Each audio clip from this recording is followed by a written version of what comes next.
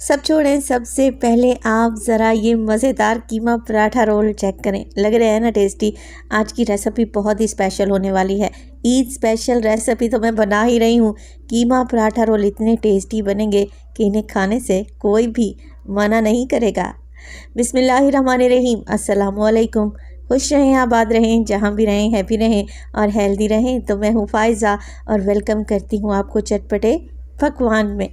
बड़ी ईद पर बिरयानी कोरमा तो हर घर में बनाया जाता है। आप सिर्फ एक बार मेरे तरीके से ये मज़ेदार कीमे वाले पराठे बना कर देखें। यकीन करें, खाकर दिल खुश हो जाएगा। और यकीनन उन लोगों के लिए भी ये रेसिपी बेस्ट है जो कुर्बानी का गोश्त नहीं खाते। तो इस रेसिपी को बनाना तो बनता है। रेसिपी अच्छी लगे लाइक कर दें और चटपटे पकवान को सब्सक्राइब भी कर लें। अच्छा, सबसे पहले तो मैंने कढ़ाई ले ली है और उसमें डाला है 2 से 3 टेबलस्पून के करीब कुकिंग ऑयल। ऑयल जैसे ही हल्का सा गर्म हो जाता है मैं डालूंगी इसमें 1 कप के बराबर बारीक चॉप किए हुए प्याज। ये एक बड़े साइज़ का प्याज था जिसे मैंने चॉप करके डाला है। तो सबसे पहले तो मैं चटपटा सा करारा सा कीमा बना कर तैयार कर रही हूँ। तो यहाँ पर प्याज को बस मैं फ्राई कर लूँगी, इतना ही कि हल्का सा नरम पड़ जाए। प्याज को कोई कलर नहीं देंगे। हल्का सा प्याज का कच्चापन दूर होगा ना, मैं इसमें डाल दूँगी कीमा। मैं तो बीफ का इस्तेमाल कर रही हूँ। आप यही रेसिपी मटन से या फिर चिकन से भी बना सकते हैं।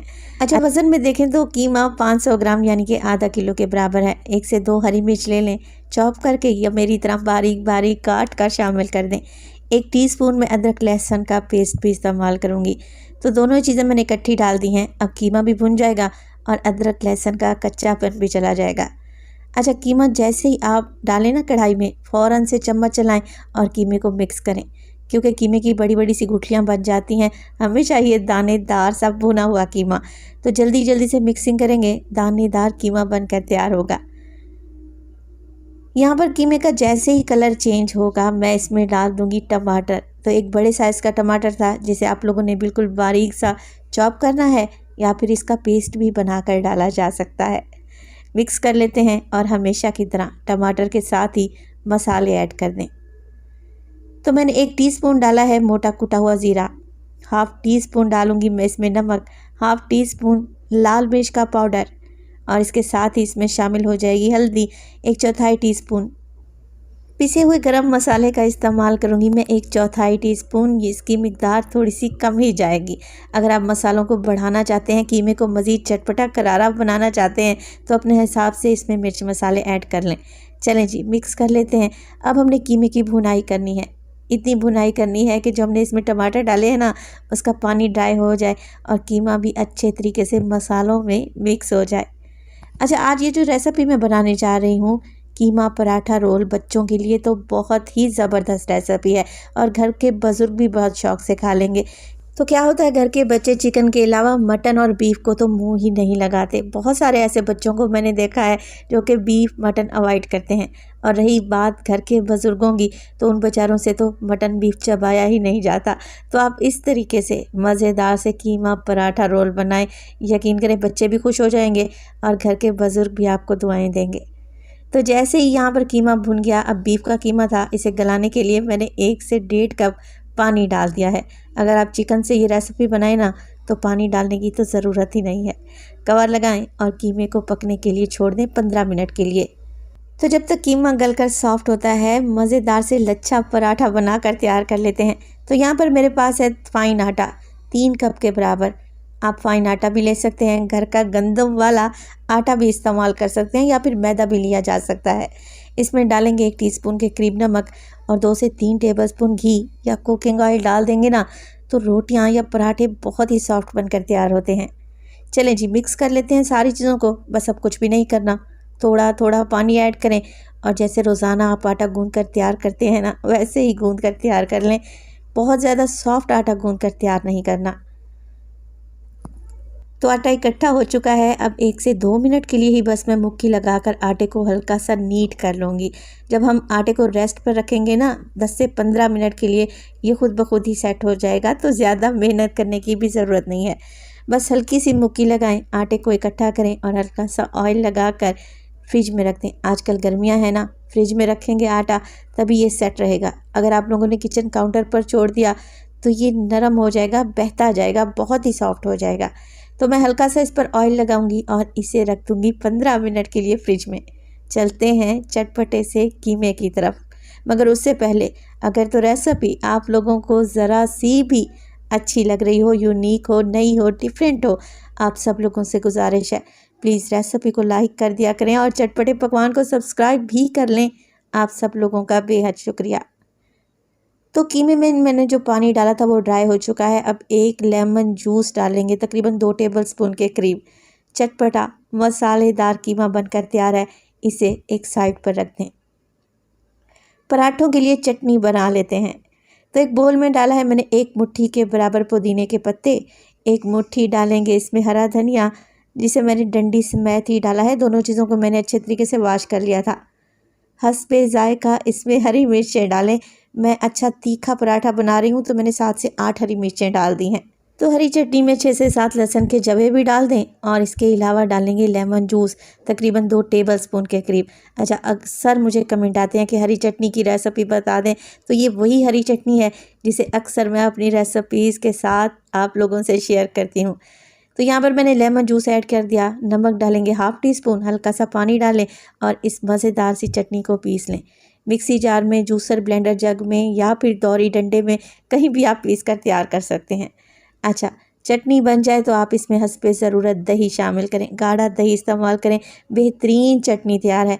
अब आप इसे बारबेक्यू के साथ या फिर स्नैक्स के साथ इंजॉय कर सकते हैं। तो यहाँ पर पराठों के लिए जो चटनी बना रही हूँ मैं, दही की जगह शामिल करूँगी मायोनीज़ 1 कप के बराबर। मायो डालें और अच्छे तरीके से मिक्स कर लें।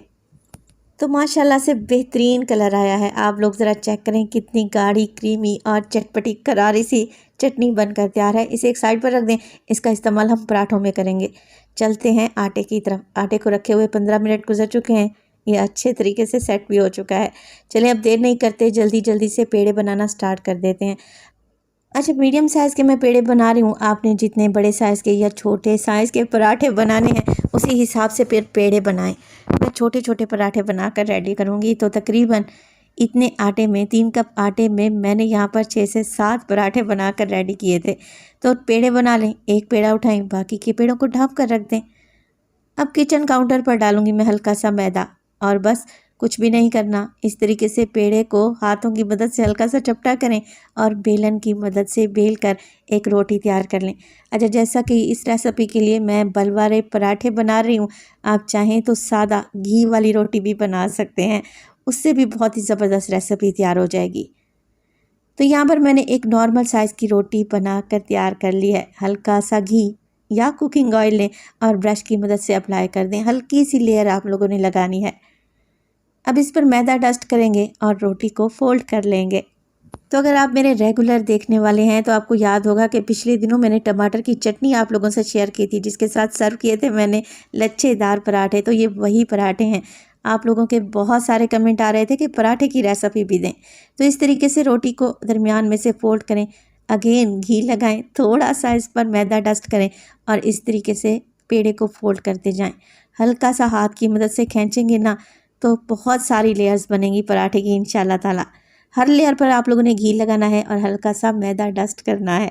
तो बस इस तरीके से फोल्ड करते हुए हमने पेड़ा बना लेना है और ढेरों ढेर लेयर्स वाला हमारा बेहतरीन लच्छा पराठे के लिए पेड़ा तैयार है। इसी तरीके से सारे पेड़े बना लें। तो 10 मिनट के लिए लाजमी इन्हें रेस्ट पर रखें। लच्छा पराठा के लिए पेड़े जैसे ही नरम हो जाते हैं, हाथों की मदद से या फिर बेलन की मदद से नॉर्मल साइज़ का पराठा बनाकर तैयार कर लें। अच्छा, ये पराठे बनाकर आप फ्रीज़ भी कर सकते हैं, बहुत ही आसानी रहेगी बच्चों के लंच बॉक्स के लिए। तवा गरम है, जल्दी जल्दी से लच्छा पराठा डालें और दोनों साइडों से इसे कच्चा पक्का सा पका लें। एक साइड से पराठा पक चुका है तो इसकी साइड को चेंज करूँगी। अब इस पर लगाएं मक्खन, घी, ऑयल, कुछ भी लगा सकते हैं और पराठे को गोल्डन फ्राई कर लें। बहुत ही क्रिस्पी और बहुत सारी परतों वाले पराठे बनकर तैयार होते हैं जो कि खाने में बहुत ही टेस्टी लगते हैं। आप ये पराठे अचार के साथ या चाय के साथ भी सर्व कर सकते हैं। तो लच्छा पराठा को मैंने फ्राई कर लिया है। अब आप लोग ज़रा इसकी लुक चेक करें, लग रहा है ना टेस्टी, और माशाल्लाह से कितनी लेयर्स बनी है। ये तो जब आप बनाएंगे और खाएंगे तभी आपको अंदाज़ा होगा। तो सारे ही पराठे ऐसे ही बनाकर आप लोगों ने रेडी कर लेने हैं। पराठे तैयार हैं, चटनी तैयार है, चटपटा सा कीमा तैयार है। तो देर किस बात की, जल्दी जल्दी से मज़ेदार से कीमा पराठा रोल बनाकर तैयार कर लेते हैं। तो एक पराठा लें और अब हम इस पर लगाएंगे मज़ेदार सी चटनी जो कि हमने तैयार करके रखी हुई थी। 1 से 1.5 टेबलस्पून भर कर लगाएं और पूरे पराठे पर फैला दें। अब इस पर लगाएंगे चटपटा करारा सा कीमा। तो अच्छा भर भर कर लगाएं कीमा। तकरीबन आधा किलो कीमे से आपके 7 से 8 पराठे आराम से तैयार हो जाएंगे।